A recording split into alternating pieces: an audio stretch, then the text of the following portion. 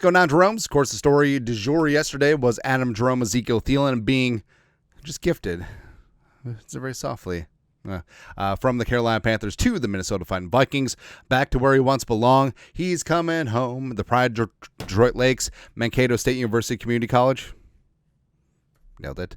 UDFA tryout. Actually, I had to pay for his tryout, which is weak sauce. Yeah, but worked his way up, practice squad, special teams, to a starter, to a Pro Bowler, to an All-Pro, second team in 2017.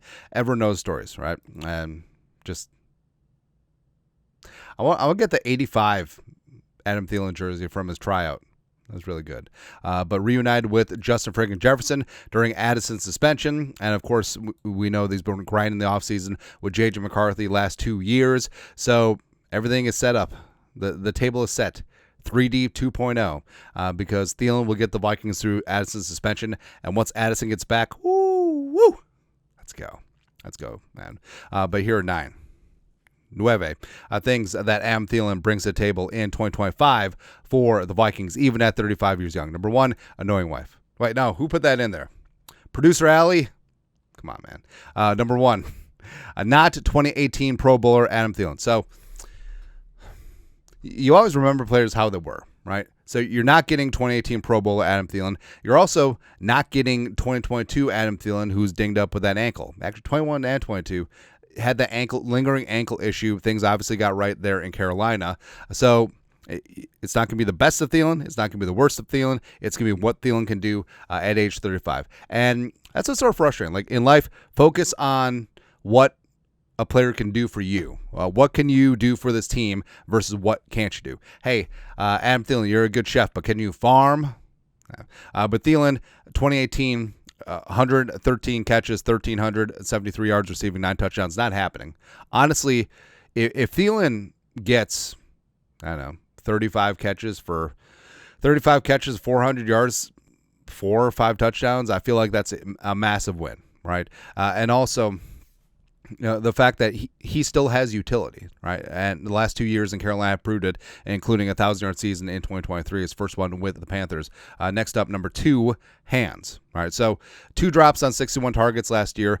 Naylor, I know that's his sort of Achilles heel, pardon the pun, but even before the jammed hand, like the hands, I don't know. But Naylor had four drops on 47 targets last year. And, the talk about separation, Adam Thielen, I feel like this is sort of like late-stage career Larry Fitzgerald. Because remember, Fitz was always an outside X receiver. And then Bruce Arians kicked him inside to the slot, sold it to him, and basically extended his career for a couple of years. And that's what Thielen brings to the table now. Is he still one of the slickest route runners in the league? Yes. Is he a step slower than he was back in the day? Absolutely. But like we said, the ankle hopefully is good to go. Next up, number 3, familiarity with the offense. And this is also key. And plus, I feel like the ego is checked, right? Because when the Vikings ultimately ended up cutting him in 2023, it really was because Thielen thought that he was still a wide receiver 1 who deserved to get paid like a wide receiver 1.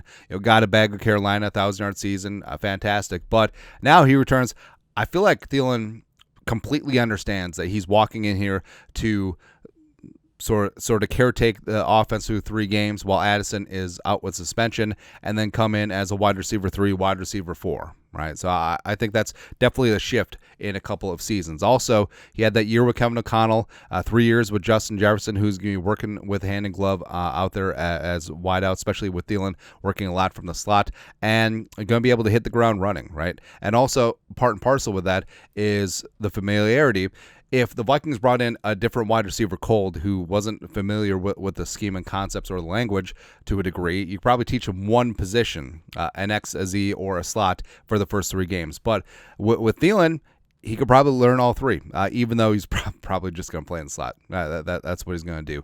Next up, number 4, chemistry with J.J. McCarthy. And it's not nothing, right? So he's joining a new team, yes, but the fact that he has worked with J.J. McCarthy the last 2 off seasons, knowing tendencies, and also discussing a ton of strategy, what they like in this spot, what they don't like, etc. I think that's definitely going to help the Vikings out in the spot where the Vikings need Thielen to contribute the first 3 weeks. Again, it's a very unique situation for the Vikings here, so that certainly helps as well. Next up, number 5, middle of the field monster. And this is exactly what he brings to the table. Like it's 2017, 2018, Thielen, outside the numbers monster. Still did some great things in the slot, but had that long speed too. So, underrated speed. Yeah. But he isn't a jump ball, go up and get it type receiver anymore, like he was to a degree when he was younger. But what he can do, decipher a zone, find the dead spots, sit down, and show his hands and show his numbers to his quarterback. Just completely underneath a security blanket. And that was a selling point. That's why some Panthers fans are upset that Bryce Young doesn't have Adam Thielen anymore.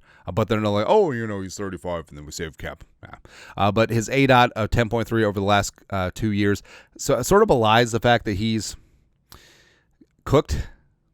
But, yeah, he's definitely working more of the middle of the field. Quarterback rating 105.3 when thrown at 9 touchdowns, 84 first downs. So he's going to be an asset on third down. He's going to be an asset in the red zone as well. Plus, his familiarity with Jefferson, like he knows that all the coverage is going to be slanted that way. All right, and he's going to be able to work off of that, and I think that it's going to be a very productive first 3 weeks. Like, I'm not expecting like massive fantasy numbers or fantasy at all, but I feel like he certainly will be a threat and will be productive. Like, I want to find a market. Like, first touchdown score for the Vikings Monday Night Football Week 1. Thielen, what's it going to be at? Like 6-1? I mean. There's been worse placements of jelly beans. Number 6, run blocking. So this is a really underrated part. And that's the part where Addison sort of struggled as a rookie. He's certainly gotten better. But Kevin Connell, he's got an interesting way of looking at things, where if you're going to be a receiver in Kevin Connell's offense, you have to run block. If you're going to be a running back in Kevin Connell's offense, you have to pass block, right? So it's one hand washes the other. But run blocking, it's an underrated part of Thielen's game, especially when he's operating from the slot. So he's going to be botting up or at least getting in the way of linebacker, safety, slot corners in general. But career 73.4 PFF run blocking grade, which is really good for a wide receiver. And he brings that to the table. Plus, like I said, the familiarity with the offense is more than just, get out there and run a route. No, it's also the concepts in the run blocking game as well. Number 7, Addison mentor, which is good. All right, so Jefferson sort of adopted Addison as his little bro, and that's a great relationship that Addison has kept his nose clean for a year plus. But Thielen, another solid veteran voice in that room. I think that he's going to be absolutely great for Jordan Addison. Plus, I feel like these three on and off the field, come on, man.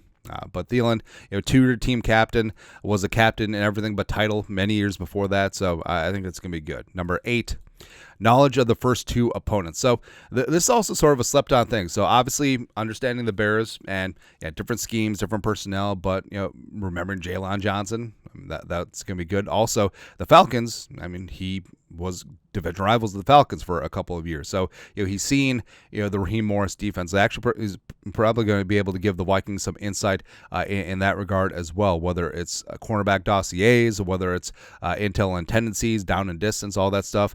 So I think that does play into his favor as well. And the Bengals have no defense, so who cares? And lastly, number 9, unfinished business, right? So all the storylines, he's coming home. It's great. But what a storybook ending. A ring for him, a ring for Harrison Smith.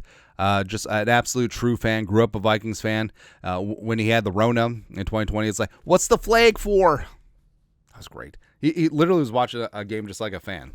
It's kind of cool, man. But everyone's talking about, the Thielen overpaid, is too old. No, brings an absolute ish ton to the table. And the first 3 games of the year is going to be a lot. And then after that, come on, man. Let's go. Anyways, your thoughts are thoughts. 9.